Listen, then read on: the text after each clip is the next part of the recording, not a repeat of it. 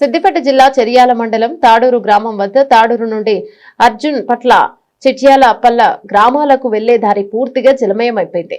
గ్రామస్తులకు ప్రయాణికులకు వెళ్లడానికి భయాందోళనలో ఉన్న సమయంలో చెరియాల సిఐ శ్రీనివాస్ గారు, ఎస్ఐ నవీన్ మరియు పోలీస్ బృందం ఉదయం 6:30 వచ్చి గ్రామస్తులకు ప్రయాణికులకు ఎలాంటి ఇబ్బంది కలగకుండా దగ్గర ఉండి పర్యవేక్షించి పోలీస్ బృందాన్ని అక్కడే ఉండి ఎవరికి ఎలాంటి ఇబ్బందులు కలగకుండా చూస్తున్న చెరియాల సిఐ శ్రీనివాస్, ఎస్ఐ నవీన్ కి మరియు పోలీస్ బృందానికి మా DNS news managing director Musyala Damodar Pothiganti Srinivas garu ప్రత్యేక ధన్యవాదాలను తెలియజేశారు.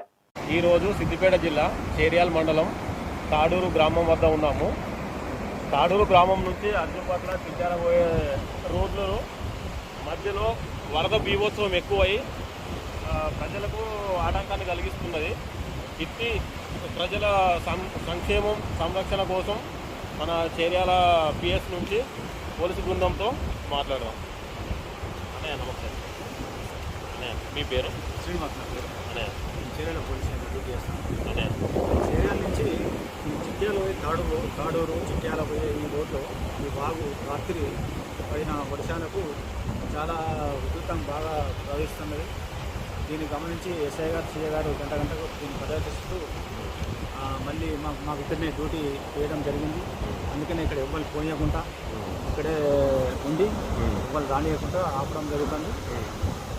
మీరు పొద్దున ఎన్ని గంటల నుంచి ఉన్నారు ఇక్కడ? పొద్దున 6:30 నుంచి ఇక్కడనే ఉన్నాము. ఎవరిని కూడా పోనీయట్లేదు, రానియట్లేదు.